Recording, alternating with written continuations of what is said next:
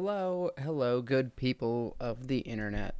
Um, oh, hey, Mark has a question already. Great timing. Hey, Danny Reedy, I voted today, as you can see, turning in that absentee ballot. I also made the mistake of not checking if my overlays are working correctly before going live, but we're just gonna do it, and we're gonna hope for the best. So, updates for today.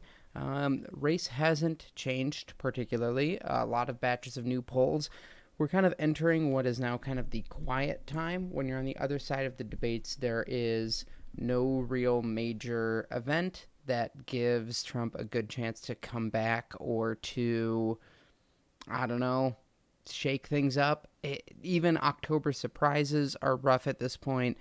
50 million people have voted. They expect an all-time high turnout, somewhere between high 140s, low 160 million. I believe the last election was high 130s. So many more votes. Historically, that has favored Democrats. I'm not 100% sure that's going to be the case this time around. I think it will, just not in like the gargantuan way that people kind of tend to think. So first question for Mark: does today's Supreme Court stuff change anything? I think this has been the lowest key Supreme Court change or nomination confirmation ever. I don't think so because I think this was very much expected by Republicans. Their base is so fundamentally hitched to the wagon of evangelical Christian, and they oftentimes, I don't want to speak in too large generalities, like abortion is their number one issue, and they believe the way that they're going to solve that is through the Supreme Court. Obviously, very willing to throw things out the window just in order to kind of get what they want. Oh, hey, Toasty Tunes on YouTube. Hey, thanks for stopping by on Twitch. So, no, I don't think so. The only way that it might change things is it might make things tougher for particular players like Lindsey Graham. Some of those top line senators, mostly Lindsey Graham, because he has been the target of many political ads. One talking specifically about, Joe Biden and what a nice guy he is, etc., how much he doesn't like Donald Trump. He's been very outspoken about that. Also, the soundbite of, use my words against me was the famous line, and very contradictory to that statement. And I think everyone saw pretty much straight through that.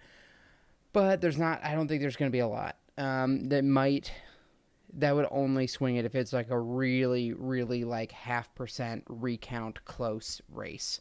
Toasty Tunes asks one question: who do you like? I think everyone who objectively looks at the race at this point would put money on Joe Biden. I think that is not at all a risky bet. Just for fun, we're gonna see if this is working. Maybe. Oh, we got lucky. Okay, let's not show my work email. How's that? Quick thing here. So if we go to predict it, right?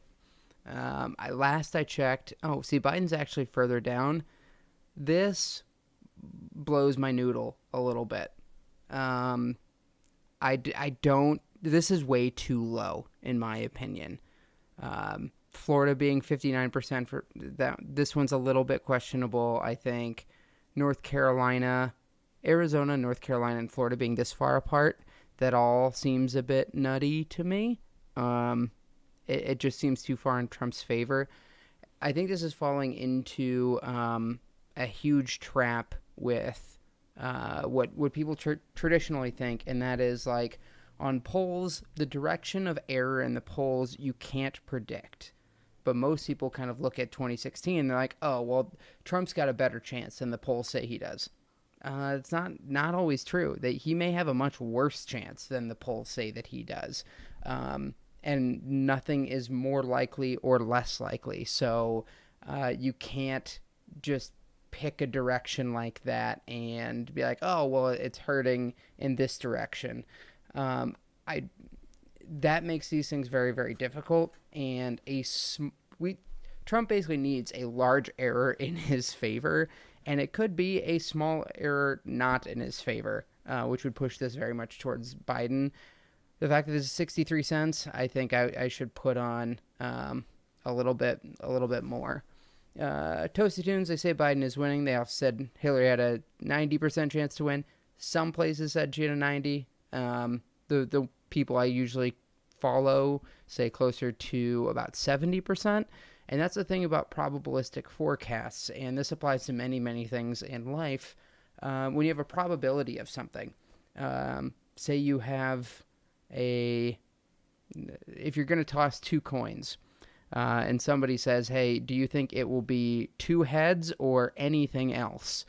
If you say, oh, I think it's going to be anything else, and they say, okay, I'll give you if you give me $1 if you're wrong, I'll give you $1 if you're right, and you take those odds and two heads come up, you didn't make a bad decision. That's not a bad play. That is, there's a 30% chance of something happening. In that example, 25%. You bet on the 75% side.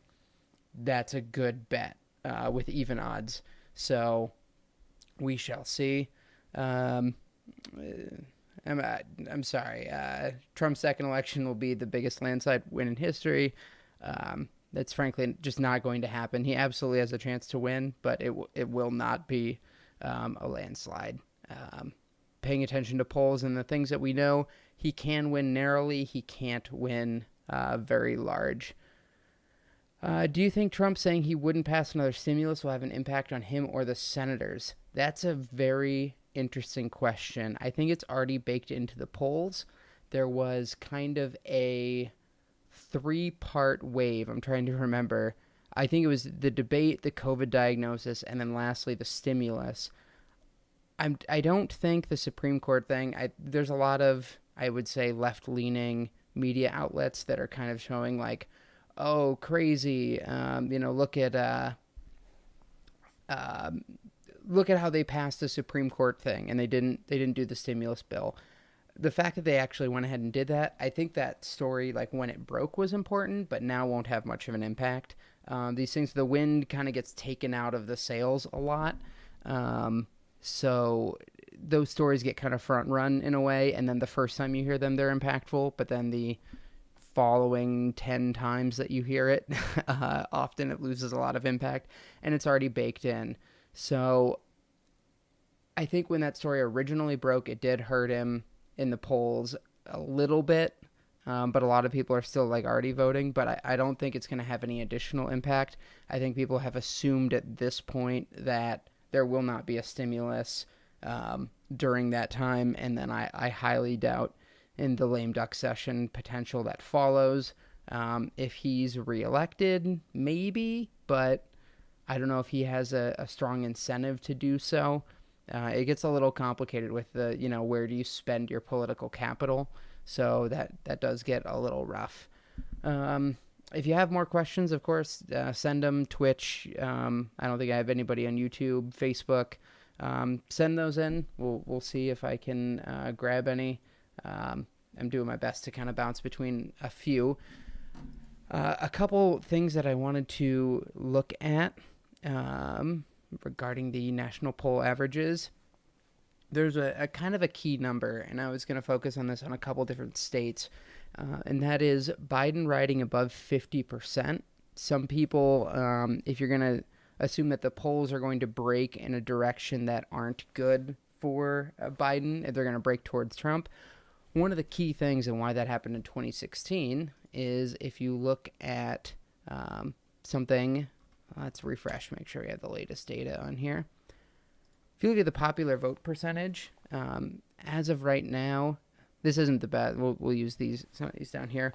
Biden in a lot of these already has kind of over 50% and has been trending over 50%. So ignoring the margins, if he is at 51%, I mean, by math standards, Trump could only get to 49. So having above 50% is a really key threshold because it means you're immune to late breaks amongst undecided voters. So Florida, where it's really close, Iowa is literally neck and neck. You can see these two are right on. So none of them are really getting that. This race is tightening a lot. But you see, there's not that many undecided voters. So this is likely to be a very, very close race, at least as it stands right now. Places like Pennsylvania, he is already pretty well above. Again, if he's in that 52%, not quite as good as when he was up near 53, but still solid. In most of these, you can see he's very consistently at above 50%. So that makes him kind of immune to that. If Trump wins, do you still see Biden winning the popular vote? I think so. I think it is more likely if Trump wins that Biden would win the popular vote. It would have to be a pretty big outlier for Trump to win and win the popular vote. So this brings up a good question about the Electoral College. There are ways, depending on where votes are cast. We'll use kind of a general national forecast here.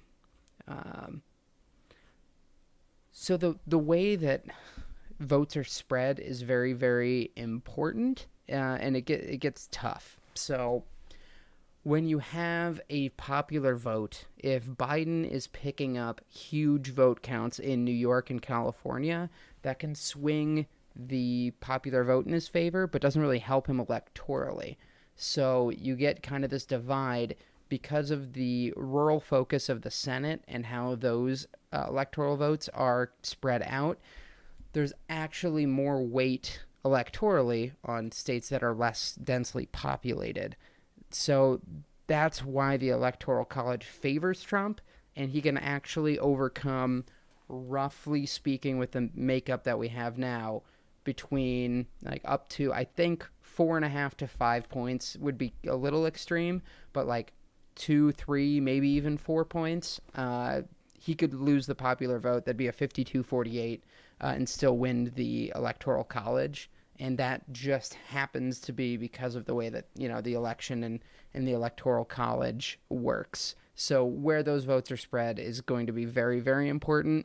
I think they actually have a prediction. I haven't looked at this in a while. So, yeah, Biden basically has a 96% chance to win the popular vote, regardless of whether he wins the Electoral College. And it's about 9% is what they're saying overall. Wins the popular vote, but loses the Electoral College. So you can see there's a good bit of difference between Trump winning the popular vote and him winning the Electoral College. So about, if you kind of extrapolate that out, about half of the simulations, it would seem, he would win the Electoral College but lose the popular vote, and the other half he would win both. Wrapping up here-ish, we'll leave a couple more minutes for questions. There hasn't been any huge major new polls, if I can pop those up here.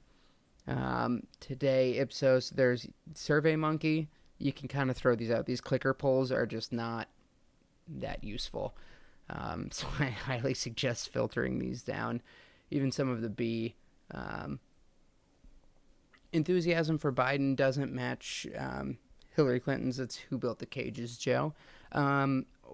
One key thing there.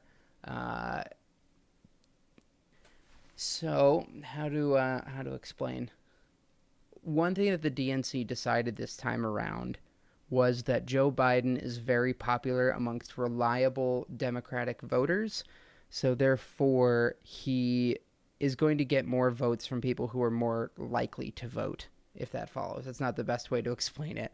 But that's why the Bernie Sanders and the progressive movement failed, is because Bernie Sanders was absolutely a rock star for people, I think, about under 45. He was winning by several points, enough that he, according to the population, should have a good chance of winning. But they don't show up and they don't vote in the same way that elderly people do. And Joe Biden is very, very strong in that way. It's been a little bit for Democrats. If you think back, they had Barack Obama, who was a black man, and Hillary Clinton, who was a white woman. They haven't had, quote unquote, the old white man to vote for. And that does raise enthusiasm amongst certain demographics. It's just seen, especially with the favorability ratings, and I wonder if I can actually pull those up.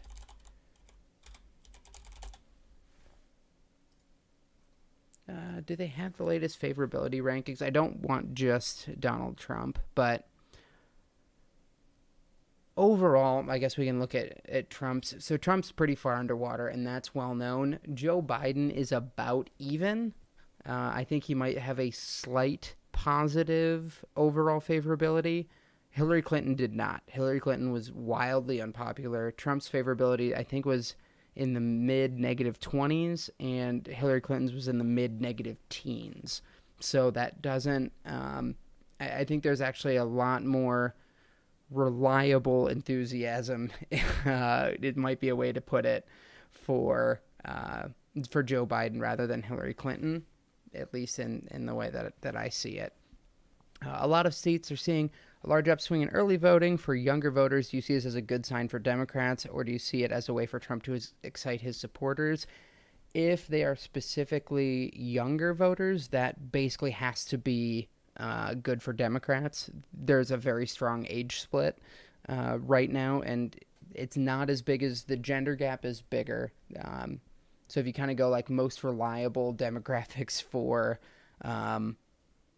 Democrats right now, it's kind of women. It was top, and then after that, it kind of gets to the younger crowd. And I don't think anybody is kidding themselves that people are in the young crowd are very, very excited about Joe Biden. I believe it's more they are very anti-Trump, and I think that's pretty typical for young generations to be more, at least as long as I have been following politics and a part of that very young generation. Typically, it kind of goes with the stereotype, young hippie kind of thing. Usually tend to vote democratically. So I think if there is truly early voting for young voters, that would really, really help Joe Biden. Not all turnout models and more people voting strictly help Democrats, even though I think a lot of times they like to say that or tout that line, we want to get more people voting because more people voting, we win. There's some truth to that, but not as rock solid. And actually a very interesting way to look at it is that early voting, generally speaking, is good for Democrats. So if you were a Democrat in a way, you may be trying to think or hope for low turnout on election day itself, because low turnout on election day itself would likely mean low turnout amongst Republican voters. So I'm not here to preach, no one should vote or anything of the sort, or you should be hoping. I think everyone should hope that everyone votes. I think that's always kind of the default. But that is one way to look at it. I should say, maybe a better way to say it. The lower turnout on election day will probably favor Democrats. So hopefully that answered that question reasonably. Sticking around, bouncing around to a couple different. If you have more questions, of course, send them in. I haven't looked at. I'm going to jump back to the polls, see if there's anything brand new. Texas poll, Trump up 4. These are pretty much in the same range. I have something to say a little bit about a phenomenon known as herding around polling, and essentially it's that pollsters like to try to guess the outcome and then weight their polls to what they think that outcome would be, even if that's not necessarily what what their poll specifically said. So you get a little bit of that game playing. Basically, it's because pollsters want to say like, "Oh, look, we had it right."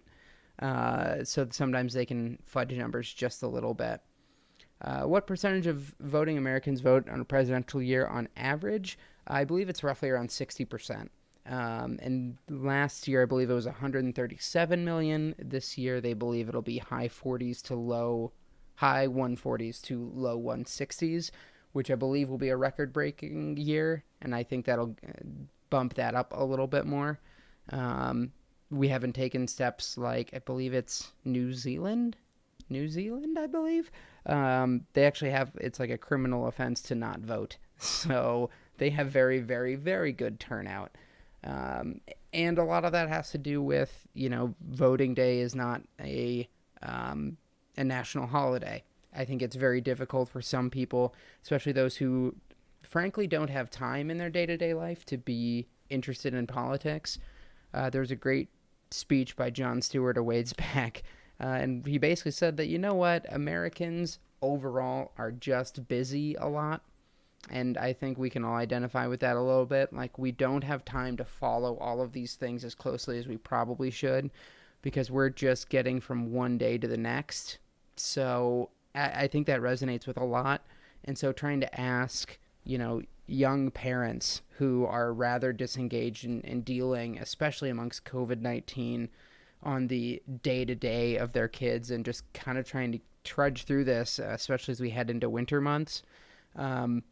Trying to expect them to do kind of that one more thing, especially this year with potential longer voting lines. There's different rules if you haven't filled out like an absentee ballot before. If you haven't voted before, it's always walking into something new, something unknown.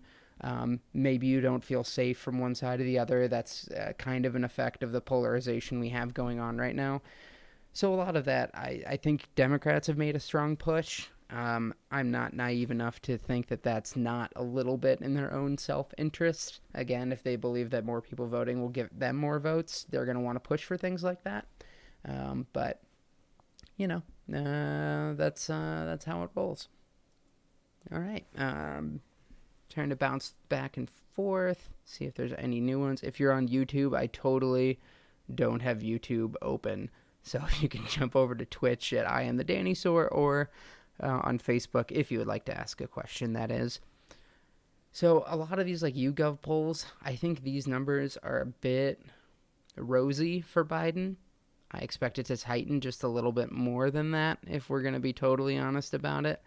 Also, it's really hard in these to distinguish between RV and LV because they look so similar. So remember that likely voter is usually a much more a better barometer for you to look at rather than trying to figure out registered voter or adults. So U.S. Senate, this one in Texas, some places I think had this in play. If we can jump to that quick. I think there were some that were not quite as far out. Yeah, back in early October, just a 5 or a 6. This is now 7 and 10 point from Siena College and New York Times Upshot. They do excellent polling. There's McConnell. I mean, his lead has quote unquote fallen, but just to 9 or 10 points. That's not undoable. Some of these Senate races, it should be noted, there's way fewer polls, so larger errors are expected.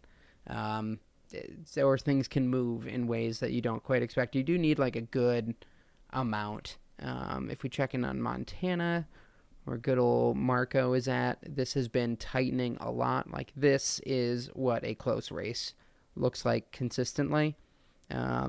This one I think is a little bit of an outlier poll, kind of goes back and forth, which outlier polls aren't a bad thing. I don't want to give that a bad rap, but that should be a very interesting one on election night to take a look at. And any other ones, I don't think many things have shifted. We've kept an eye on the Iowa race. Teresa Greenfield having a small chance to win there. I don't trust this at all. I also am very skeptical that Biden has a 50-50 chance to win Iowa. I would be shocked on election night if Iowa actually turns out being a blue state. I very strongly don't think so. This toss-up has been crazy. This is where Democrats have gained a ton of ground. This North Carolina seat, Cunningham is doing pretty well. Here's that Lindsey Graham race. He's still, it's not a nothing. It's important to keep in mind. So we have, what is this? Oh no, mental math, 35 Senate seats out there. So if you think about it, some of these outlier results kind of have to happen. Imagine rolling like a D20, if there's any D&D players out there. You're rolling it 35 times. You're probably going to get a natural 1. A natural 1 is like 5% chance of likelihood to happen. So if you think that some of these things are, if you convert them to, a D20. So this is Jamie Harrison needs a 17, 18, 19 or natural 20 to pull off this race. That's not crazy unheard of. And when you have 35 races, that's 35 rolls of the dice. That's going to happen. And 538 has actually done retrospective analyses on these. And you go back and you say, okay, Steve and Steve here, if we say this race has a 68% chance of going in one direction. Does it actually happen exactly 68% of the time? Some of these, when you break them down into the odds, are not nearly as one-sided as people like to think. I mean, again, this is flipping a coin twice and getting tails twice. Steve Bullock has a better chance than that. So I think this Colorado one, Hickenlooper, has really opened that up, 84-16. So again, it's all where do those random natural 20s or natural ones, depending on what team you like to play for, where do they happen? Because that determines a lot. One Senate seat here can be quite drastic. This Iowa race would be a huge pickup. And one other thing, again, I should probably save this for another video, but we'll get to it at the end, and then we'll touch on it again later in the week. There's a big difference between Democrats winning a 50-50 Senate vote and a 53 or 54. So, for example, this roughly 10%, no, that's a lot more than 10%, 15-20% chance that they get, say, 54 or more seats. What that allows them to do is it allows them to Susan Collins 3 people, or even 4 people potentially if it's really close. They can kind of protect some of these seats. So, for example, if Sarah Gideon wins in Maine, Teresa Greenfield, she gets to play the part of, oh, I'm not quite sure on this one. I don't think I can join the Democrats. I need to stick to my guns on this. We've seen Susan Collins play that part a lot. There's been a fair number of senators. So when you have that, when you're trying to whip up votes, sometimes you can't spend all your political capital every time because maybe Teresa Greenfield wins and maybe she wants to keep her seat for more than exactly one term, which means you can't just vote for Democrats on everything, especially things that may be seen unfavorably in your state. So winning the majority is obviously a big step, but winning more seats is still a huge improvement. There is no difference between 50 seats and 54. There's a chasm, a massive difference there. And it actually allows you to keep more seats, which is something that some Republicans have been able to do with, like, Mitt Romney, Susan Collins. Even though it looks like Susan Collins, it'll still cost her seat, but neither here nor there. Yes, Drew, there is a lot of solid D going around.